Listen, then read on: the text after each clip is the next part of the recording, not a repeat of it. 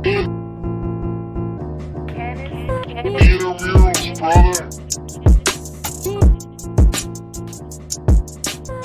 is the Run Pod Option. I'm Marty. I'm Kyle. Follow us on Twitter at RunPodOption or email us runpodoption@gmail.com. If you're listening and enjoy the show, please take a second to subscribe. If you got iTunes or Apple Podcasts, we'd love for you to throw us a rating or review. It kind of helps us out. You may notice that there is a voice missing, which is Jeff, because he's actually doing an on-site with UNLV right now, getting some deets for us. Gambling a lot, probably. He's got to be least likely to gamble. I can't imagine. Penny slots. He's on the penny slots 100%. So what we did was we invited our friend Corwin from the Juicing the Numbers podcast. Corwin, say hi. How's it going, guys? It's going great, brother. I'll pull the cliche. I'm very happy to be here tonight. You know what? Thank you for joining us. Thank you for having me. Corwin, you want to tell us about yourself a little bit? Yeah, so I am a student over at the Pennsylvania State University. I've been doing the Juicing the Numbers podcast with Josh since about January, so I guess about 9.5 months now. We've been talking about doing stuff like that for years, and this is kind of our first foray into the experience, or actually our second foray. And we talk a lot of baseball, we talk a lot of football, we dabble in hockey, and we try to really add some nice statistical flair to it all. And we have a really fun time doing it. So if you really like these guys, but you want to find a friend that you might like a little more, why don't you check us out? That's a solid pitch. When Josh was on our Sports Trebuchet podcast, he did not have as good of a pitch. You nailed it. You need to be the PR. For once in my life, I'm finally speaking a little bit more eloquently than Josh does. It's which nice. is very rare. So typically on the show, Corwin, we go through the week that was in college football, talk about a different, some statistics, some notes. The statistics part, I'm sure, will scratch an itch for you. And then we're going to make our picks at the end of the show. But I wanted to kind of start. So week 3, like, low-key sucked, right? We all kind of knew it was going to suck. Yeah. It's always that lull every year where it's like there's always a good game, like week 1, maybe week 2, and then you're finally back in the rhythm of college football, and it's like, oh, great, Alabama's playing some FCS school I literally have never heard of before. This is... Right, or like a really bad boring. South Florida State, like just absolutely hammers like a Division II school. Doesn't Alabama only play FCS schools like the week right before the end of the season? Right before they play Auburn? Yeah, right before they play Auburn, they always save one of their non-conference games to just absolutely demolish some buttercup school. And well, it depends how you define it, too, because when they hammer like a New Mexico, it's just like, well, technically it's not. But when they schedule Norfolk State. Yeah. This is actually a women's-only school, so this is going to be a rough game to watch. Yeah, this is going to be, and they've only got 10 players. It's really going to be upsetting. I watched Carly Lloyd is their kicker. They just keep lining up for field goals as soon as they get the ball. Fair catching everything. The Miami of Ohio head coach talked about their game with Ohio State this coming weekend, and he said, it's kind of like just going to recess, but the other team has the first 85 picks, and that's kind of how it is for Bama for almost every game they play that's out of the SEC. A really funny detail from that quote, they went to 247, which is the big composite recruiting website that colleges use and whatnot. And 71 players on the Ohio State roster are rated higher than Miami of Ohio's top rated player. They have a walk-on that's higher rated than Miami's highest rated player. Oh, no. God, I hope Miami of Ohio wins. Here's a real question. Was Sean McVay rated higher as a receiver going to Miami of Ohio than Actually, anybody that was on this Ohio State team right now? if he has a recruiting profile, I've never seen it, and I want to so bad. And it would have been just at the beginning of those 24/7 profiles, too. Oh, right? my God, he does. Oh, no. Oh, this is wonderful. Oh, man. All right, so Sean McVay, he's from Atlanta, Georgia, was an athlete, so he didn't have a specific position. 5'11", 170 pounds, graduated high school in 2008. He was a two-star athlete, which basically means he's not considered a Division I level prospect. That's what two-star means. Which means he's all conference at Iowa. I'm going to laugh at that until Penn State is upset by Iowa in Iowa this year, and then I'm going to cry. He was the 2041 ranked prospect, the 121st rated recruit in Georgia, and the 109th rated athlete. Well, joke's on everybody else, I guess. Yeah, seriously. Dude, the notes on him say that he has a high football IQ. There aren't any notes here because I don't think anyone was alive this far back in time.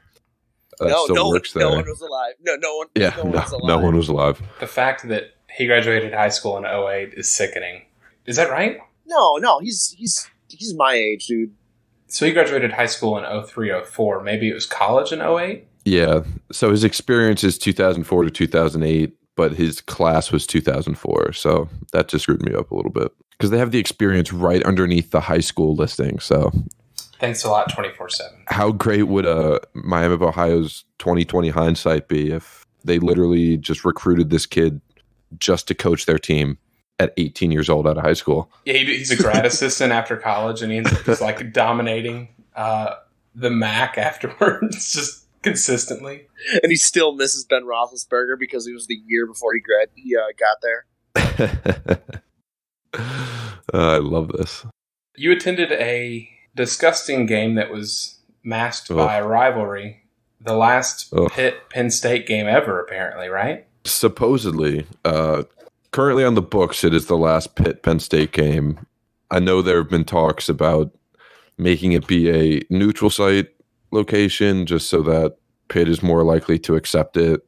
For all the shit that Pitt talks to Penn State, they just are refusing to play us again. So eat shit, Pitt, whatever. That's so on brand for Pitt. Yeah, exactly. Fuck you, Pat Narduzzi, man. Come on. Fuck him. I really was hoping that you're going to tell me that the reason they're going to not play this anymore is because Pitt was just disbanding their football team. And that would be beautiful.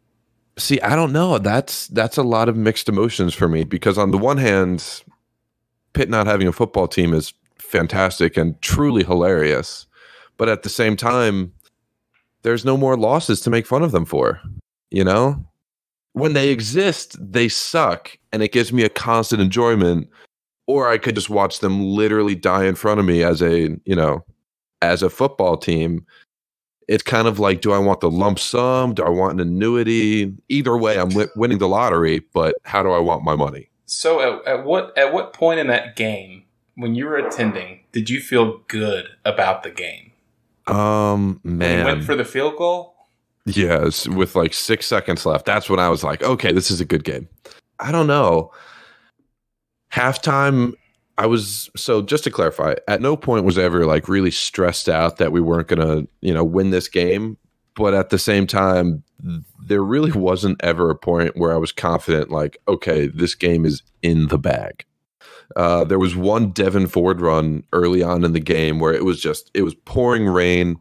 There was a 40-minute rain delay to start the game. We were huddled up in one of the tunnels going out into the student section, just packed. Like, if you ever saw the movie Dunkirk, them like on the beaches like that, or the Battle of the Bastard, it was like that, standing in this tunnel for 40 minutes with a bunch of drunk college students. Is that disrespecting our troops by comparing a weather delay to the Normandy beach invasion? No, this was much worse. because Pitt was on the other side? Yeah, because, you could call him Pitler. Oh, you could. Is that what... Pat Narduzzi is Pitler. That's perfect. All right. If we ever play them again, I have some beautiful signs for game day. Chef kiss. God, if game day makes that the game, then it's a slow week. Going all the way back, there was a Devin Ford run early on in the first quarter or first half. I don't remember. Again, I was drunk during all this. There was just a beautiful run right as he got towards us, and I believe he got tackled at like the 10, 15-yard line. The clouds parted and the sun came out, and it was like, yes, this is a Penn State game, and shit's going to go down. It was beautiful. So Pittsburgh to me is always super interesting, and there's a lot of other college football podcasts that joke about it because they're perennially bad, but they've always got, they call them the Pitt super weapon. And they're just charging, and they keep charging, and eventually they'll play a number 2 ranked Clemson team and beat them. But when they beat them, it's never them just smoking Clemson or them just smoking Miami. They still played the ugly Pitt, like 2 turnovers, tripping over their own shoelaces, but yet somehow end up with a win. That's how I felt like from the little of this game that I watched. It felt like it was that. They just drag everybody down to their level. It's hard to say because it's such a big rivalry. These games always kind of end up being a slugfest. Not a positive slugfest, like slugging through the mud kind of deal. Until we went 51-6 like last year. No big deal. But yeah, it's just one of those times where it's like, oh man, the officiating is bad. They're attacking our weaknesses. They know what they are. Like we're having miscues on defense, miscues on offense. It's just not ever firing on full cylinders when we play Pitt. And I think they just have that effect on teams. I think that's why we play them like week 3, week 4 early on in the season so that they don't have a chance to build up and unload on us like they do with Clemson a couple years ago. Right, having just a year of sandbagging until they eventually unload the weapon. Mm-hmm. Yeah, like moderately figuring out like what they should be doing. Yeah, I mean there was a ton of just maddening stuff going on all game, whether it be missed calls, bad calls, just sloppy play, sloppy alignments on defense, like having outside linebackers cover their speediest outside receivers, just mind-blowing even from the stadium or from the seats in the stadium. It's just ugly all around. Yeah, it's not exactly a recipe for success when you have a guy running a 4.9 against a guy running a 4.3 over and over again, which could have led to why Pittsburgh threw for, 372 yards. Yeah, that's a... Woo. Kenny Pickett, to his credit, he had some beautiful throws. I remember there was one where the tight end basically was just doing a slight nod route up the seam, and the safety was running basically in a straight line from where the quarterback was to where the tight end was running. So there was no open window, and he just drops it right over the safety's shoulder into his hands. We were basically in the far end zone behind the quarterback, and it didn't even look – it looked like it went through the defender because of the angle. Like it was just such a perfectly placed ball. And, of course, all the students and all the fans are like, fuck, they just got a good play. That sucks. But, like, everyone I was standing there with was like, whoa, shit, man, that was a pretty fucking good throw. We'll give them that one. Like, damn. Like, we can't even boo them for something like that. It's frustrating when your hated rival comes out and does something incredibly beautiful in any sport, and you're just like, well, fuck, that was a really good home run, or man, that was an incredible catch. I just want to say, like, looking at the stats in front of me, looking at Kenny Pickett throwing, 35 for 51, 372 yards. You glance down and look at their run game where they had 25 carries for 24 yards, and it's like, oh, now that's why they scored 10 points. That makes more sense. It's unbelievable that they had that little of a running game. Well, that's what they've been known for, too. That's Pitt's thing. Yeah, like they had guys like James Conner there who just would bulldoze everyone. He was such a good college running back, absolutely tore apart Penn State. And now Allison last year, he was fine. Oh yeah. He got drafted pretty like day 3, somewhere like that. Yeah, he's in Atlanta. He's playing for what was it, Quadri Allison? Yeah. Easy name to say. He was a speedster. We were able to contain him a little bit last year, but he still had a day against us. So moving on from El Assico Northeast, we'll just jump straight to the college game day game of the week into El Assico. Did we see how this one ended? Because I've never seen a game end so perfectly for what the tone of the game was. Iowa was up 1 point, and they punted the ball. I think there was about a minute and a half left. And Iowa State's punt return unit just absolutely beheaded their own punt returner, and they fumbled the ball, allowing Iowa to recover and seal the win. And if you haven't seen the hit, and listeners, if you haven't seen this hit, it wasn't like a bump, excuse me, oh, I'm sorry you dropped the football. It was a body shot. He had everything behind him when he hit the return guy. Like if that was an Iowa player who did that, that would have been a 15-yard penalty. Oh, it's targeting. Like 100%. It might have been targeting. Yeah, it wasn't targeting. I'm watching the play right now. He hit him basically with his chest, but it absolutely would have been a huge penalty. I feel like the Halo rule should apply to both teams. Right? Like if you do something that bad, you should be punished extra for it. Absolutely. That guy's going to enter the transfer portal. And the other guy's going to enter the IR. He's going to end up like Hugh Freeze in the seat of the week. Just seat of the week. Yep. And actually, let's go ahead and segue to the seat of the week. We know about Hugh Freeze's week 1 hospital bed. We know about his week 2 dentist chair. Are y'all aware of what he used in week 3? No, what did he use? In a win against Buffalo, he had in NASCAR when the pit crew leader is kind of on those elevated God, I don't even know what to call it. It's like just a giant table. Like it's what you walk across at like a high school graduation. Yeah, okay, yeah. It's like, or better yet, whenever you're going into bleachers at a high school game, you take those steps up, and that's the first level before you start climbing up the stairs. That's like that's basically what he was sitting on in an office chair. Jesus Christ! And when he got up and he stood up, he had one of those walkers with the tennis balls in the front. No kidding. Did he actually? Yes, he did. And what I'm asking both of you guys to do is predict what he's going to be using next week. I'm still pushing for the race car bed at some point. I really want that to happen. Or maybe he'll evolve into a Segway so he can actually move around the sideline. Or the Booger Mobile. Ooh, the Booger Mobile. Please do not put him in the Booger Mobile. Oh my God. Corwin, what do you think? Banished. I think they're going to basically just ratchet strap him to a base or like a backboard and just prop him up against like a wall or a fence somewhere and just let him coach like that. Like he's laundry drying. Yeah, like the EMCs come over, they basically strap him to the board, and instead of putting him in the ambulance, they just kind of like lift him up and leave him there. Just they put 2 like bricks in front of the feet so it doesn't slide out from underneath them. Exactly that. Maybe they take a cue from WCW and make it like Judy Bagwell on a forklift. Ooh, a forklift would be a good play.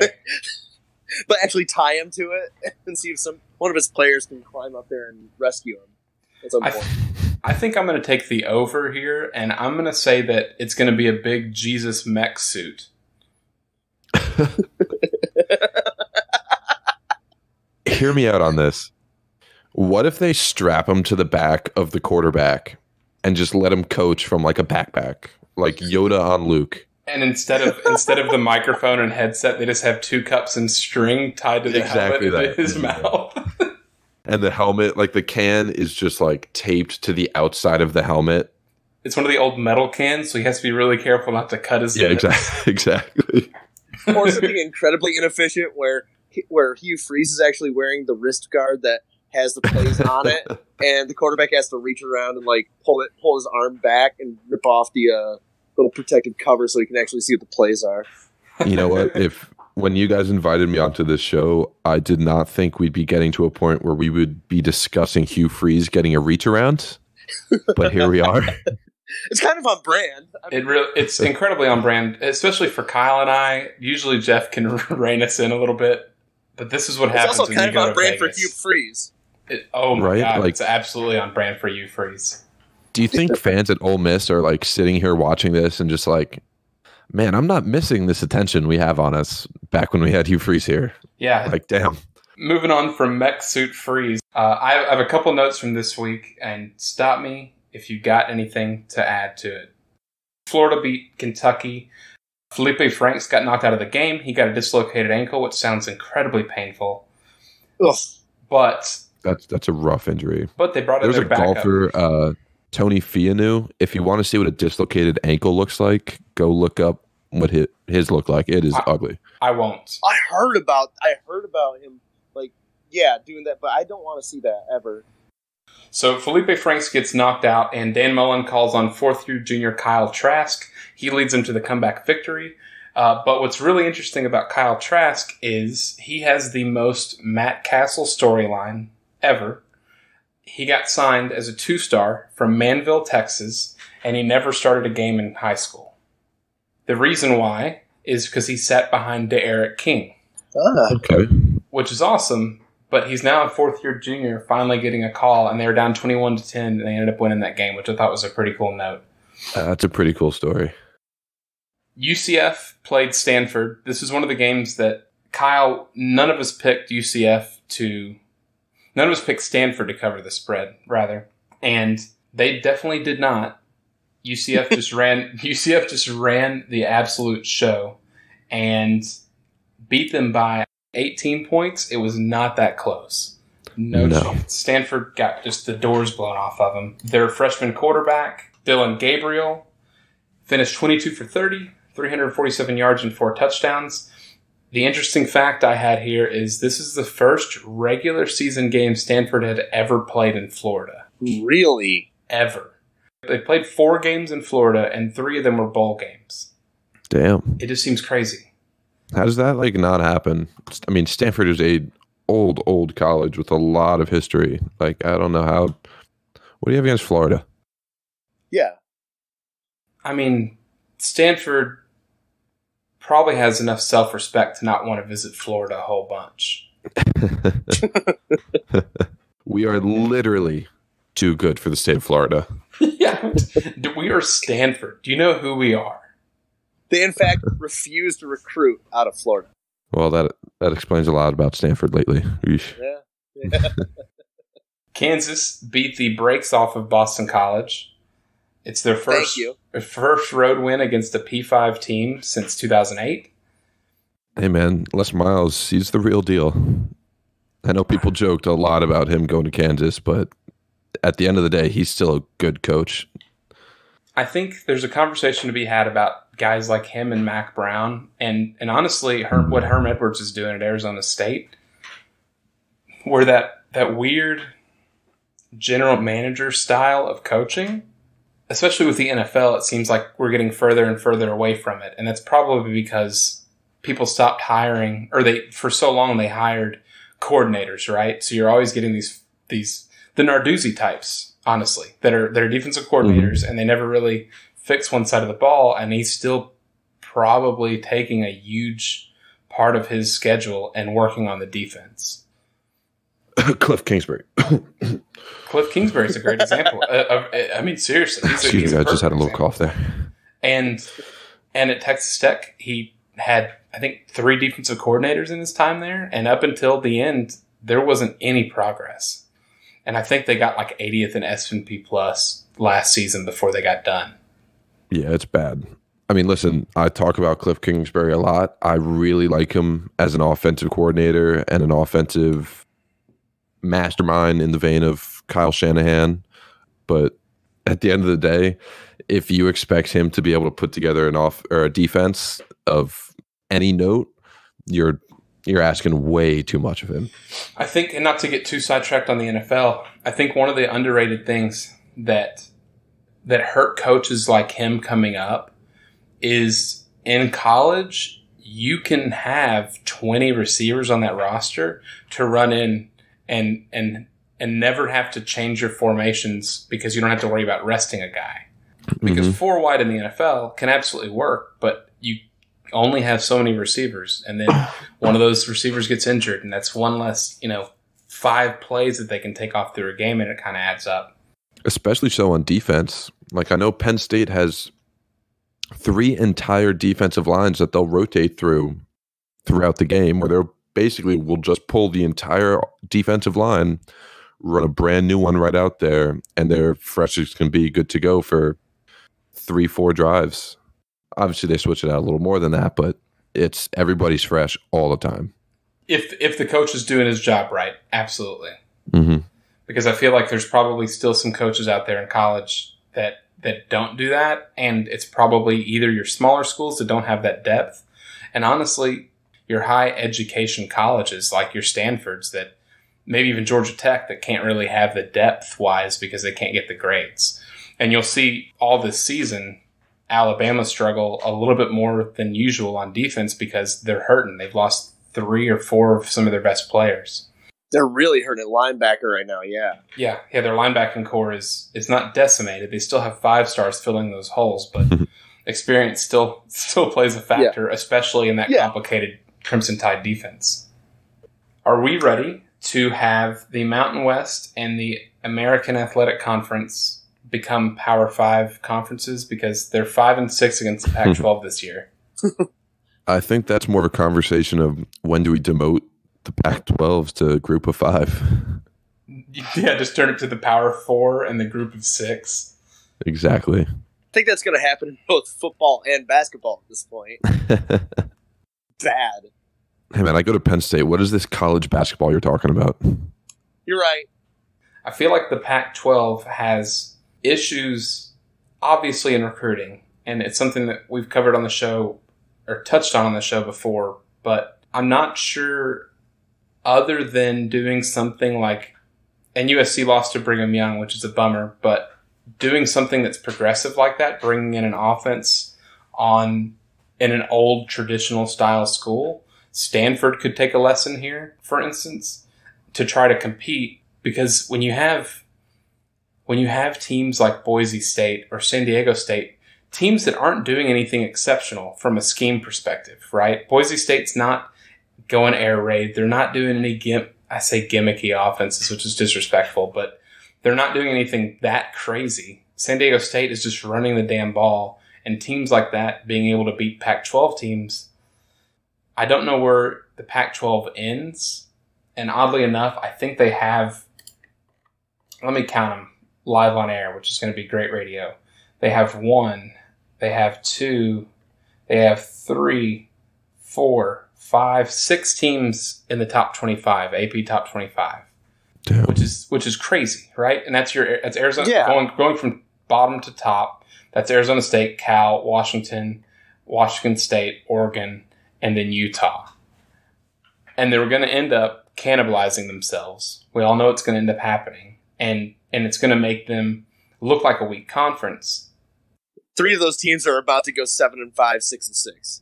Yes, absolutely. And I think the ACC saw this last year, where it's nice because you can have, I guess depending on your affiliation, but the fact that Arizona State can pull together a 9 or 10 win season akin to the Syracuse turnaround last year and how big of a season they had, I think that's good for every conference for there to be a little bit of parity, but the Pac-12 seems excessively parity.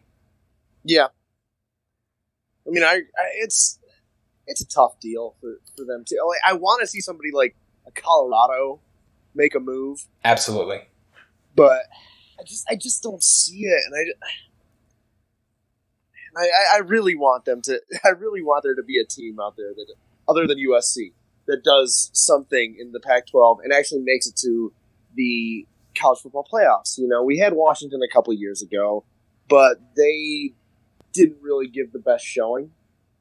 And I hate to subscribe to the East Coast bias, but it's a real thing when those games are on at 10:30 at night and half the people in the country can't see them. I was going to say the same thing.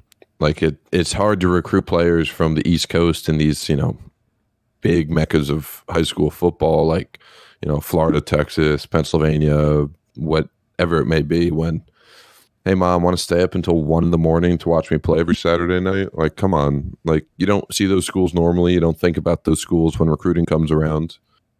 It's hard when you can only recruit from California and there's just 8 schools already in California. And every East Coast school is also recruiting California. Yeah, exactly. When Clemson and Alabama have their pick of the litter out there too, and it's almost a self-fulfilling prophecy, because in the late aughts when USC was good and everybody in the Pac-10 at the time was not, the argument was the conference is weak other than USC.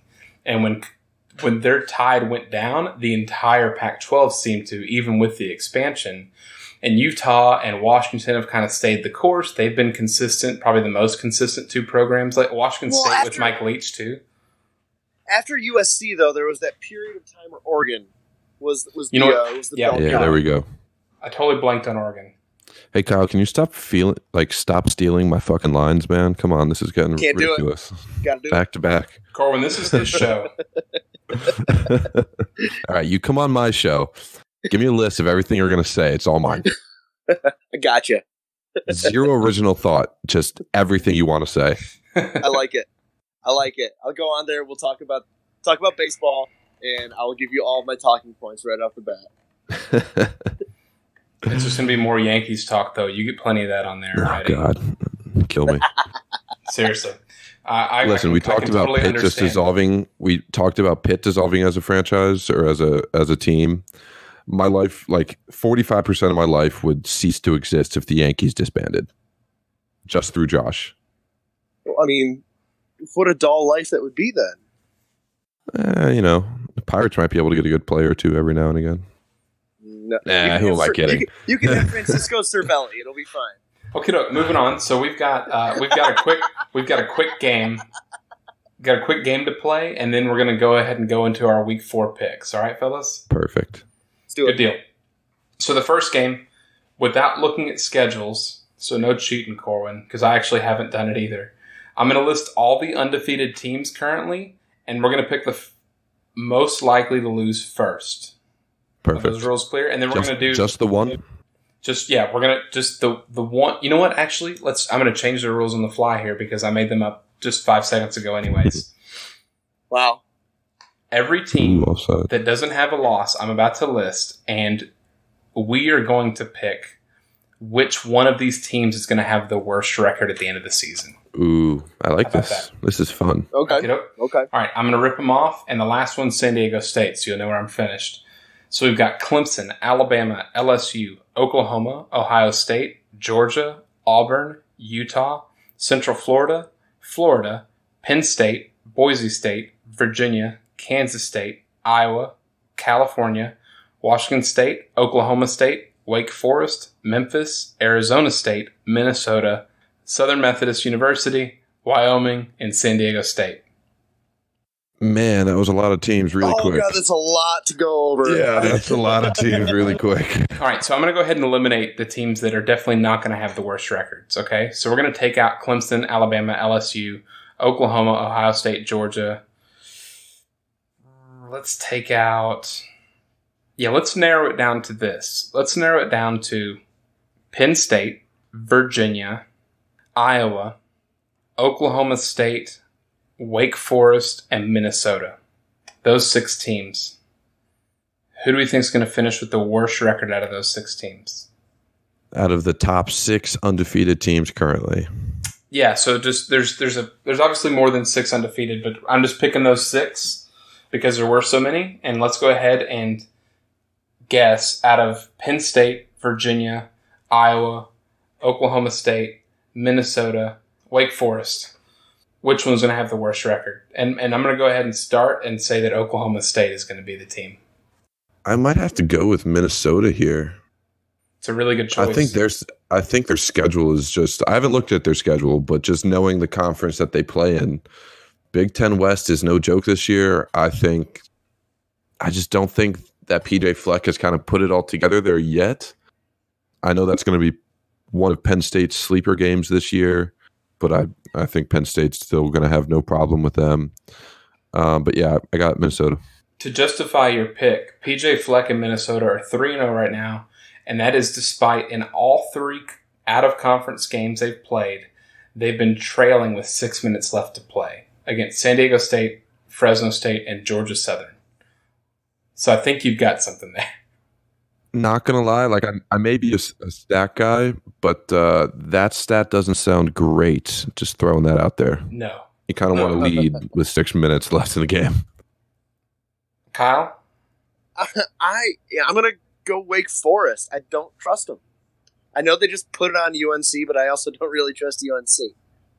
Give me Wake Forest. They're going to remember that they're Wake Forest by the end of the season. Even the ACC being as weak as it is? Because I feel like Wake Forest's got an 8-win season. I think that they got at the best a 6-win season. I think you're going to see a lot of 6-win teams in the ACC, and I could see all of those teams pulling out 6 wins. Just eating each other alive. Yeah. Give me Wake. Okay, excellent. All right, I got a question for you guys on this topic. Okay. For teams outside of the top 10, which team do you think has the best chance of finishing the season undefeated? So we have guys like Michigan, Penn State, Wisconsin, UCF, Iowa, Washington State, Boise State, Virginia, Cal, Arizona State, TCU. That's a good question. I would go Washington State. Even with the young quarterback, I feel like the Pac-12 is going to be the easiest pathway there. So the big thing, so I do have their record in front of them. Washington State does have to play at Utah, at Oregon, and at Washington to close out the year. At Oregon is worrisome, but they have won 4 in a row against Utah. They kind of have their number. Okay. Give me Boise. Really? All right, so Boise's schedule, we have versus Air Force as one of their toughest games, according to the NCAA. Good one. At BYU and at Utah State. So that's not a tough schedule. BYU is probably the biggest threat, and that's... Yeah. Don't sleep on Utah State. Utah State's got a good quarterback. I do like Jordan Love. It's just the rest of Utah State is what worries me. Yeah, especially the defense. True. Because they'll let some points up on you. God, that was a better game, Corwin. You should have let off. Yeah, no, right. Finished better. We finished better with his game right there. All right, so my super sleeper pick here is TCU. They have at Iowa State versus Texas and at Oklahoma. I think TCU could pull off some magic here. It's going to be rough, but if I had to bet money on some crazy odds, I'd go with number 25 TCU. I think TCU is going to be sneaky good. I think the Big 12 is also sneaky good across the entire conference, minus your Kansas and West Virginia down the stretch. I think Kansas State's going to ruin someone's day. I think Texas Tech's got it in them to ruin someone's day. Baylor, don't sleep on Baylor. They're actually good this year.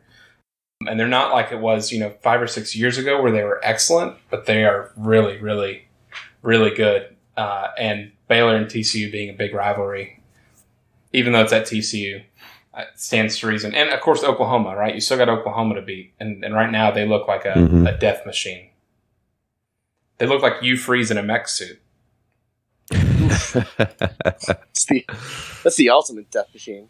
So we're going to go picks against the spread here, Corwin. We're going to do our Week 4 picks. Love it. We have 12 games. Typically, we do 10 that Kyle and Jeff know about, and I surprise them with 2 at the end. You don't know any of them, so just hold on tight. But I'm recording Buckle up. them. Yep, I'm recording them because Jeff hasn't sent in his picks, and they're going to count towards his record. A quick summary. Last week, I went 7-5. Jeff went 6-6, and Kyle had a bad week. Yeah, first one of us to go under 500 went 4-8 for the week, which is a tough one, pal. And so you're saying if I just pick the opposite of what Kyle picks, I'm basically destined to make the playoffs and almost have a bye week? Yes, yeah. You're gonna like what you're doing right there. It's gonna be like Men's Warehouse. You're gonna like the way you look. So we'll start at Utah at USC, and Utah are 4-point favorites, and I've got USC covering. I want Utah. Give me Utah. Utah to cover, and Corwin? Yeah, I'm taking Utah. I have no love for USC, and I think 4 points is generous. I've got a crush on their offensive coordinator, to be honest, there, Corwin. If you can't tell, after the Kingsbury talk and now Graham Harrell. A question for you: is JT Daniels still out? Yeah, he's out for the rest of the year. I think. Restful season. All right. It's the Keaton Slovis show. Keaton Slovis. It's a great quarterback name. Truly. No, it's a great shooting guard from Lithuania name. I'll start caring about USC when when Urban Meyer starts ADing there. But before then, no chance. It's so great to have a not listener tell us the exact same joke, because that's exactly what we've all been estimating. It was definitely a prediction, I think, in our prediction show. We have Appalachian State at North Carolina. North Carolina are 3-point favorites. Corwin, who you got? If you asked me this before last week, I would have said, give me Appalachian State, but now I want to say UNC. Why not? I think they showed a little fight there. I think they're going to come back out of this loss and just drag some dick over Appalachian State. It's a great image. Mack Brown also likes that, and I'm going to go with that. Okay. Yeah, UNC. Well, not to be counter to everything here, but I've got Appalachian State because they're a damn fine program still. Moving on, we've got Oregon at Stanford, and Oregon are 10-point favorites. And Stanford has looked like butt. You know what? Give me Oregon. Stanford has looked like absolute doo-doo.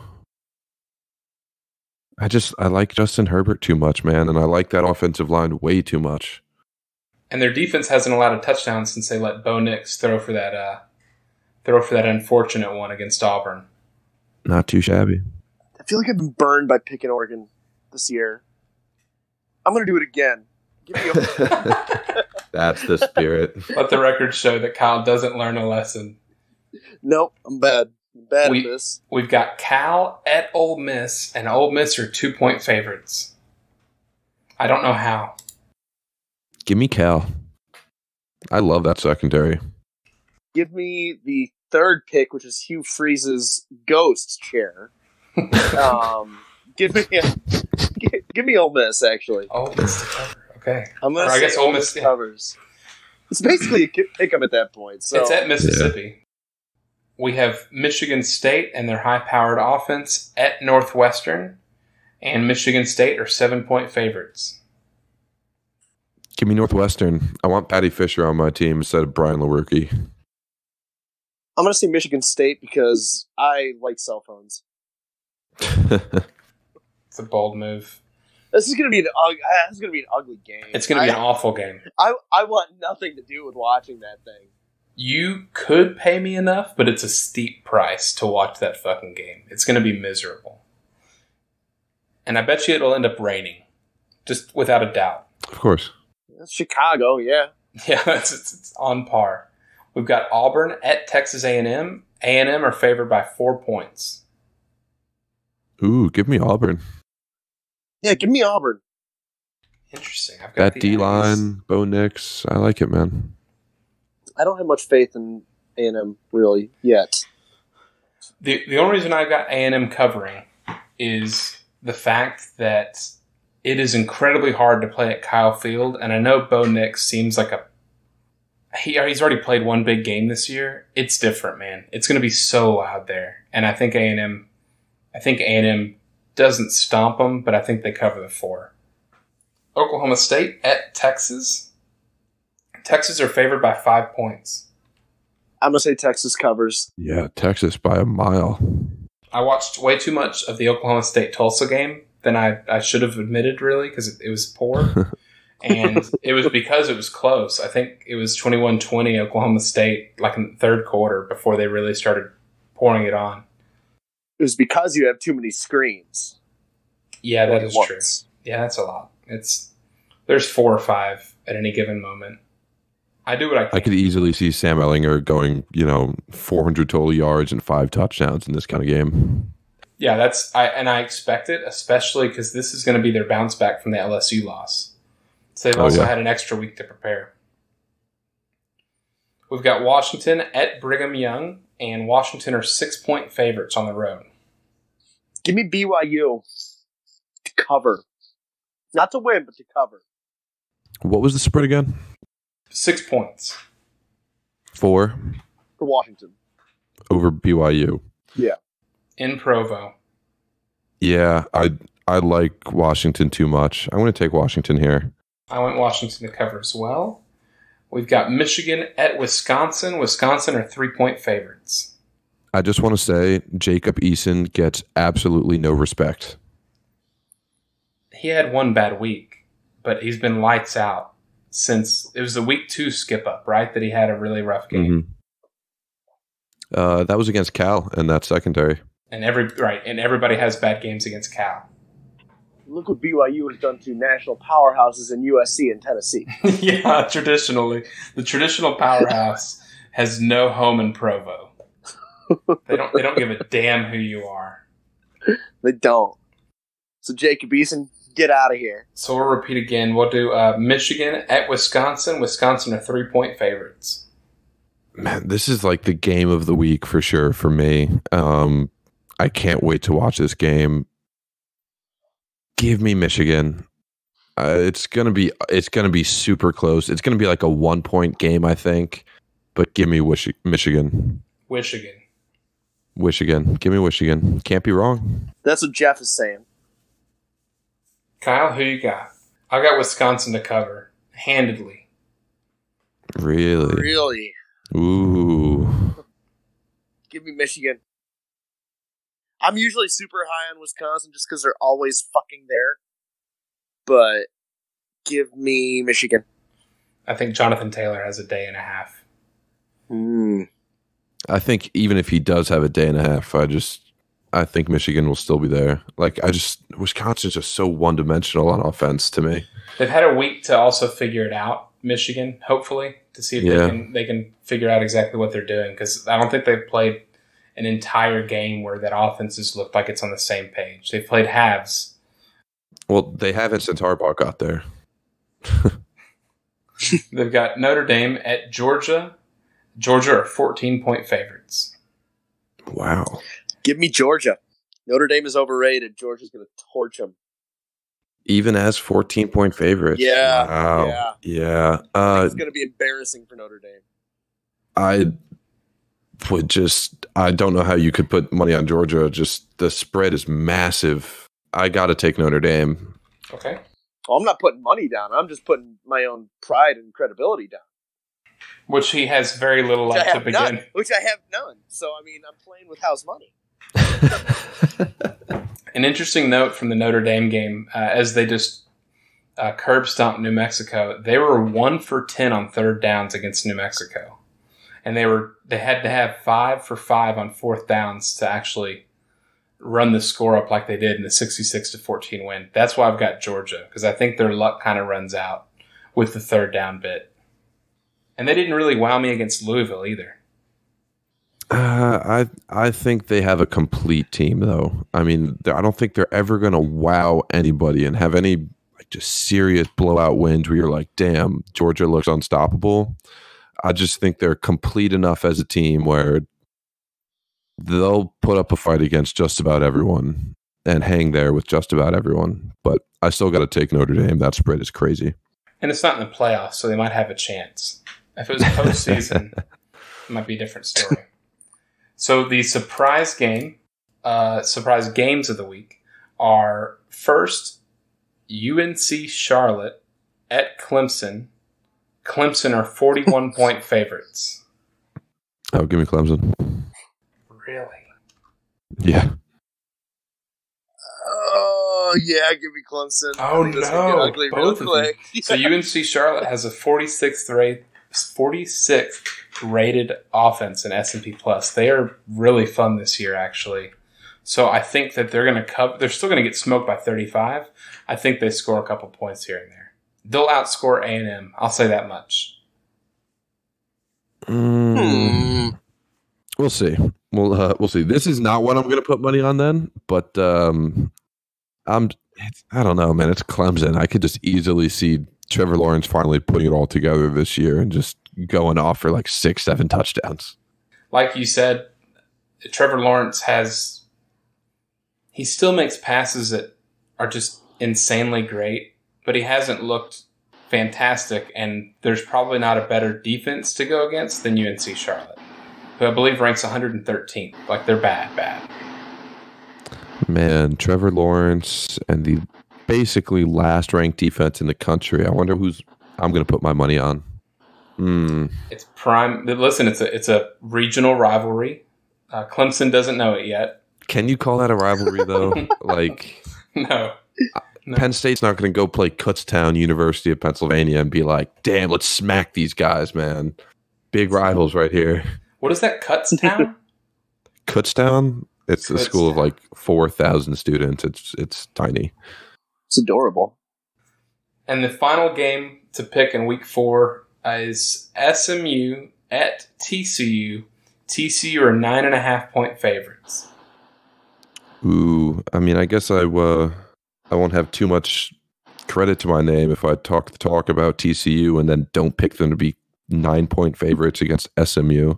Listen, Shane Buechele and that Methodist Mustang offense is probably going to get shut down against TCU. So you're Stop probably stealing right. my lines, man. Come on. We have some independent thought over here. I mean, I like Shane as a quarterback at SMU, not necessarily Texas, but yeah, I mean, I think TCU is going to just embarrass them this week. I hope not. But I've got SMU to cover. Give me TCU. Excellent. Guys, we got our picks for the week. Do you have any last week 3 thoughts or any thoughts coming up on week 4? I'm just hoping that Syracuse doesn't embarrass themselves against Western Michigan this week. And, yeah. Don't sleep on the Mac. No, that's... Craig Mack? Yeah, Craig Mack. Mark Morrison, Return of the Mac. Yeah, the flavor in their ear is actually orange, which is perfect. Yeah, I'm just hoping that they recover from the embarrassment of Maryland and the absolute beatdown from Clemson and just move on with their lives and find a way to get to 6 wins. That's what I'm looking for. Penn State doesn't play this week, so I'm probably just gonna sit in my living room, drink, and watch college football all day. So I'm here for chaos. That's all I want. Chaos is fun. Chaos is a lot of fun. Team Chaos, baby. Thank you guys for listening. Follow us at RunPodOption on Twitter and enjoy week 4. And follow at JuicingPod, juicingthenumbers.wixsite.com/website. Juicing the Numbers, listen to us. Hi, my name's Joshua Tracy. And I am Corwin Heller. And we are the hosts of a statistics and sports podcast called Juicing the Numbers. We cover the NFL, college football, MLB, and the NHL with anything that we like to talk about in between. If you like sports and the numbers behind it, come check out our show, Juicing the Numbers, on iTunes, Spotify, Stitcher, wherever you find podcasts. Hit us up on Twitter at JuicingPod.